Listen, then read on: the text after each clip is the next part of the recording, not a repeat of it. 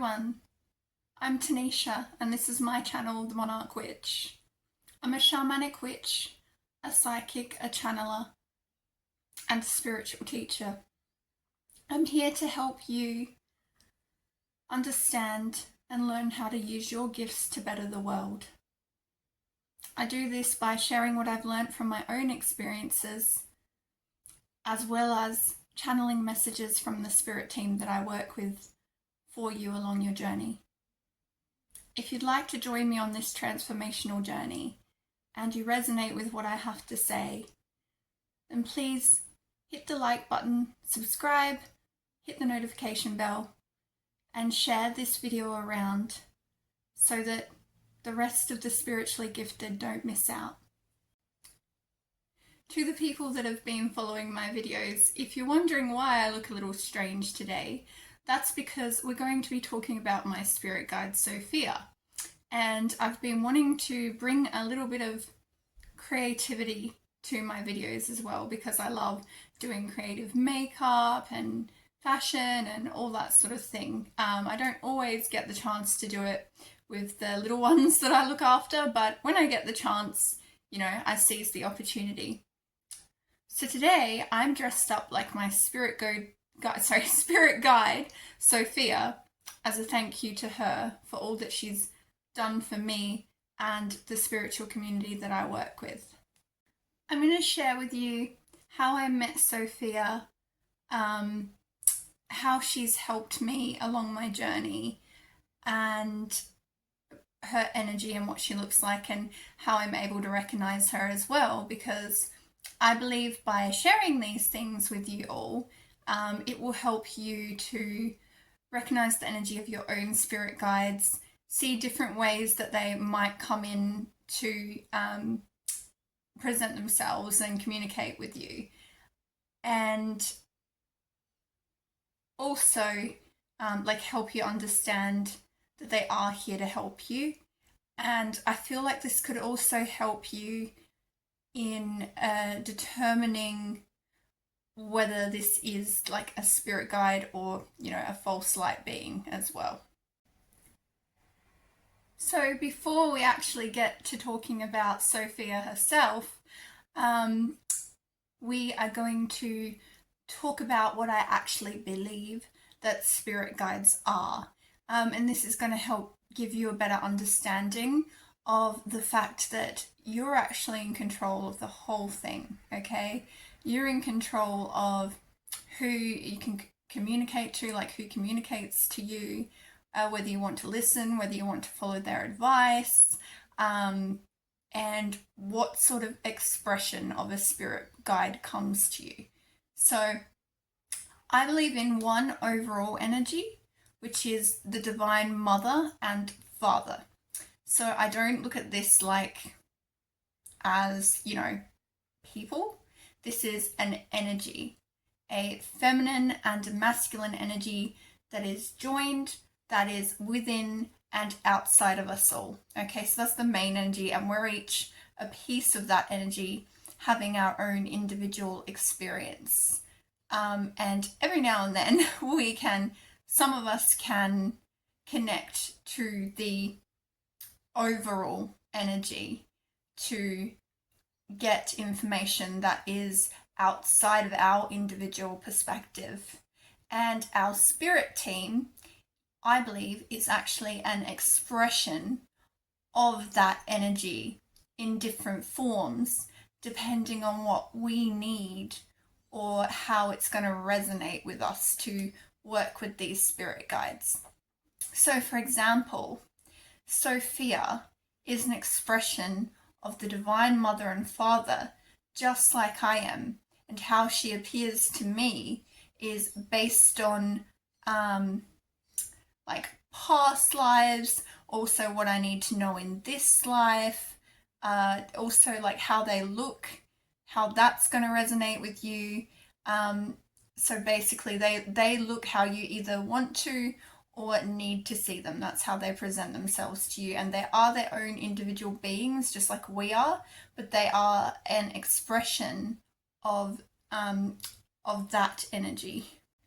And this helps you identify whether it's a false light being or a being that's here to help you, because a being that's here to help you will help you, and not just like a quick fix to a situation, or like, you know, helping you out with something temporarily, but you will see that they help you over a long time period, and they also, over a long period of time, they also don't ask for anything in return, in my experience, if they're here to help you, because that's their job and that's what they're here to do.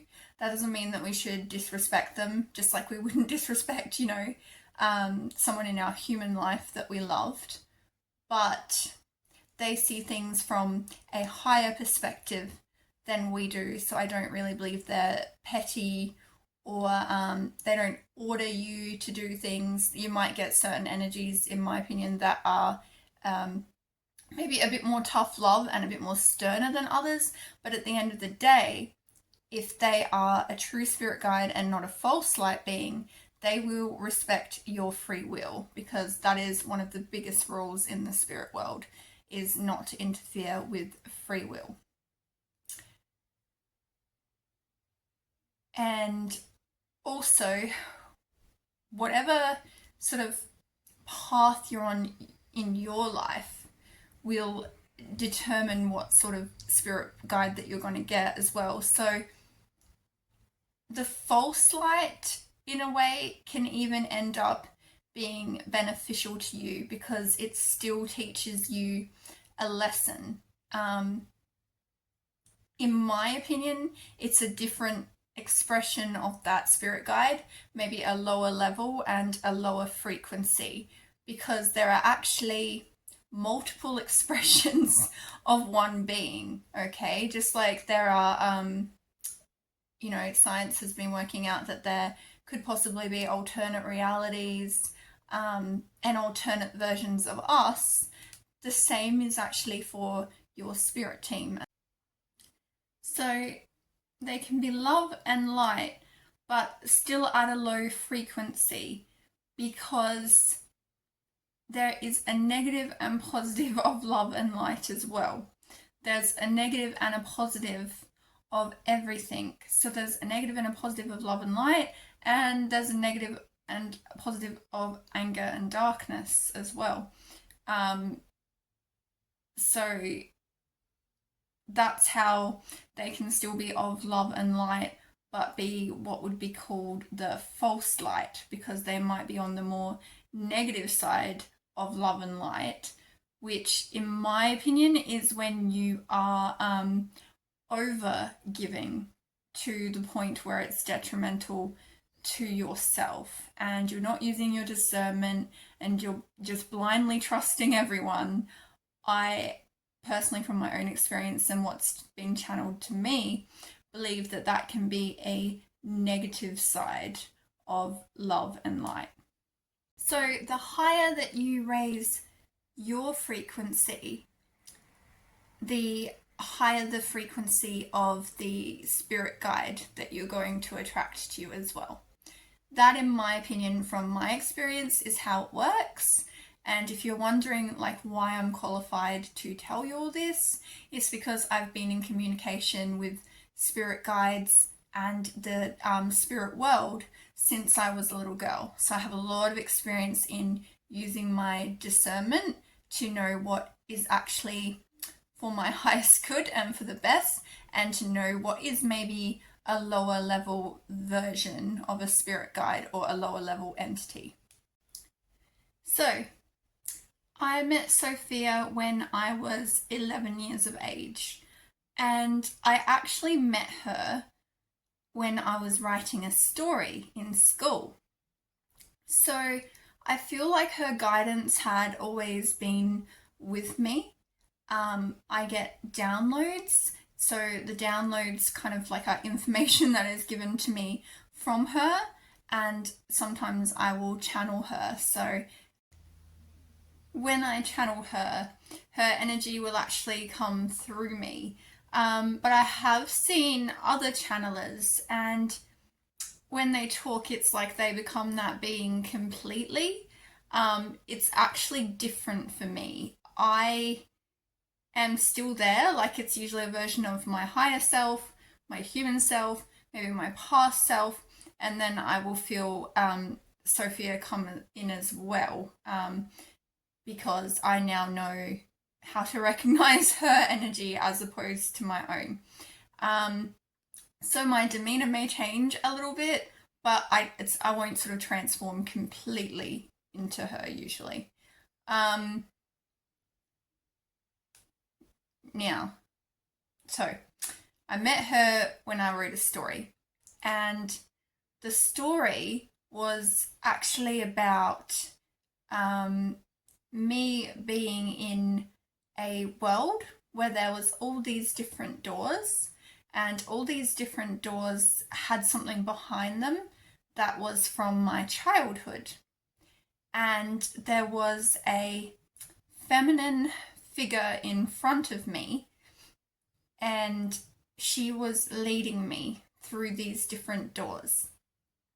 And so I was following her into all of these doors, and they each had something from my childhood, both positive and negative, like, you know, fantasy lands and fairy lands and all the things I loved when I was a child. But then some of them would have like monsters and scary things as well. And she was sort of leading me through all of these doors. I actually forgot to mention how how the story started off, though. The story started off with me on a swinging, like on a playground, and then I just went into this world.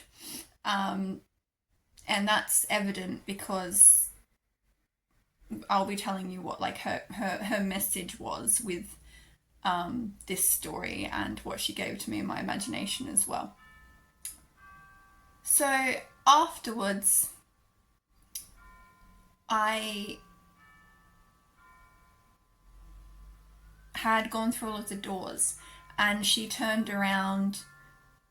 Her skin was white, almost like silver, and transparent and glowing, which I've tried to mimic in my skin, and like, yeah, really cool silver, sort of silver blue, white, transparent, etheric glow to it. And like a very sort of thin facial structure. She had really piercing blue eyes. Like I have blue eyes, but they're probably more of like a grey blue, more of a muted blue, or else hers were like sapphire blue, at times, or like sky blue. And she had very white, long silver hair, which, as I've tried to like mimic in mine, but I've got a bit of a cowlick that just won't, you know, stay put. Hang on.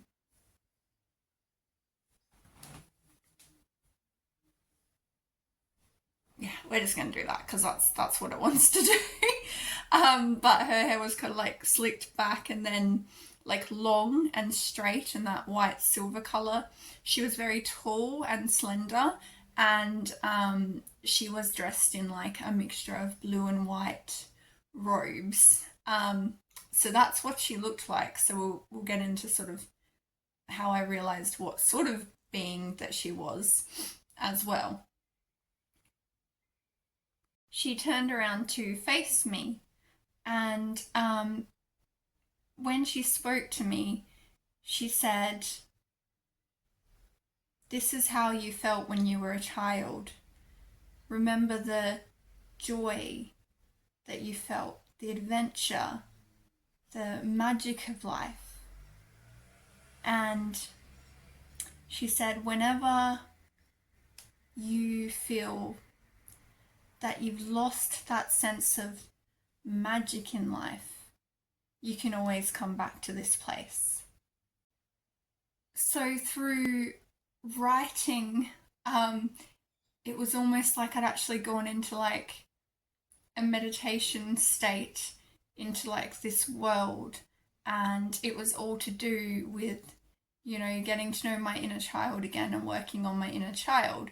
Now, at this point, I was about 11, so I was still a child.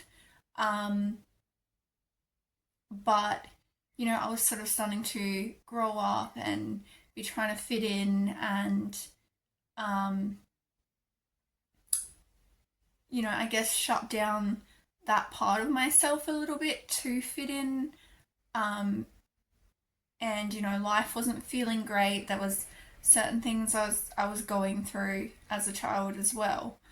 And so that was a reminder of my inner child and, you know, that part of me that saw the world as a magical place and could go on adventures and that anything was possible. And that was my first meeting of her. And she was with me throughout my life after that. But I wouldn't say like I can't say that I saw her as much. It was more of a hearing her. So she, like I said, she'll put downloads into my brain as information. And I will also sense her energy. So sometimes I can be taking that on when I'm delivering the information from her. Now, as I got older, I did like a few more meditations and saw her. And she would tell me things, and then she would be like, "You're probably going to forget this, but there are triggers and things that have been put on your path to help you remember again." Which, you know, I now do remember a lot of what she said, but it's probably too much to go into on one video because she's, you know, been with me for my entire life. So the next thing is like I wanted to work out, like, what did I want to, I wouldn't say I wanted to work it out, it kind of just ended up coming to me. Like as I got older, I started hearing things about alien races, and specifically like the Nordic beings and the Pleiadian beings. And then I realized that that's actually what she is by how she presented herself, how she looked to me, how wise she was. She was otherworldly, like not from this world. So I realized that she was a Pleiadian being, and like her energy is very, very soft and nurturing, but also just wise. Like she looks beautiful and young, you know, and etheric and glowing, but her wisdom is like an old soul, like, and her wisdom is from like outside of this individual perspective, outside of this duality. And the ways in which she helped me, I shared with you with that story writing and that meditation. She helped me remember my inner child, but she also gives me downloads for this channel as well. So sometimes the information comes from me and what I've learned from my own experiences, but other times it comes from her about like what's going on in the world as a whole or why certain things are happening. She also has helped me in some of my darkest moments, you know, has told me like it will all be worth it, keep going. And she, like I said, has never forced me to do something. It's always up to me. It's like guidance, and then it's up to me whether I am going to follow that guidance or not. I don't actually think she has any anger in her at all. She's just like pure love and pure wisdom, and like I've never, the whole time I've been working with her, I've never really heard her get angry. It's not so much angry, but I would say that she has like a sense of justice. And she does stand up for others, but she does it in a very diplomatic kind of soft way. So I'd probably say as well that I do have other deities and spirit guides that I'm going to be doing videos on that have helped me.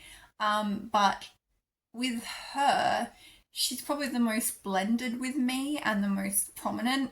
I almost kind of see her almost like an extension of my higher self. Like I feel like she's that blended and that much a part of me. And like I see all my spirit team as family, but she just feels like she's probably the closest to me. And she works the most extensively with me. And it was her who puts all of the downloads in my head of what I'm going to speak about on the channels a lot of the time. She's also the one who showed me visions of myself talking on my channel, having a channel. I would have like a download and then she would put a vision of me talking on YouTube on the screen in front of someone whenever I would have that download.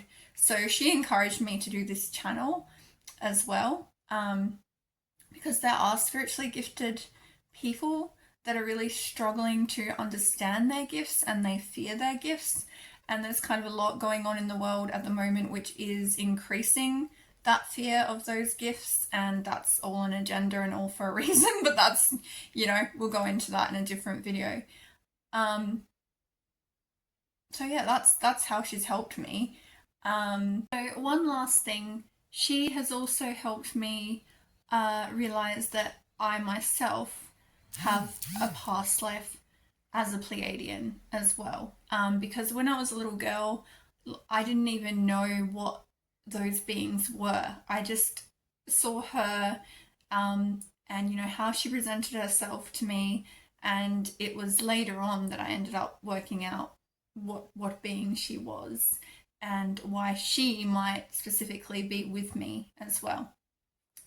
So I hope this has helped any of you who are trying to work out who your spirit guides are and work with them more closely. I hope that it's helped you be able to recognize maybe some of the ways they might come to you, what sort of beings they might be. She's like a star being, she's an alien being, a Pleiadian. I would also call her angelic though, because I do believe that the higher frequency alien beings are angels. And there's like a bit of evidence to correlate that as well. So yeah, I hope this has just helped you in the process of getting to know your spirit guides, using your discernment, so that you can make sure that you are attracting a higher frequency version of a spirit guide to you. And yeah, so some of them are going to be like more personal. Others may come in for a short time, but as I said, you will recognize that they are having good intentions because they will actually help you. The false light ones can appear to be helping you, so they can still be like of love and light, but then you realize by following the path that they're trying to guide you on, it starts actually being more detrimental. So I don't believe it's that they're purposely trying to mislead you. It's just, like I said, that they're at a bit of a lower frequency. And so yeah, what frequency guide that you get as well depends on where you are on your journey. And lower frequency and higher frequency I don't see as like any better than one another. It all serves its purpose in the greater scheme of things. So thank you so much for watching.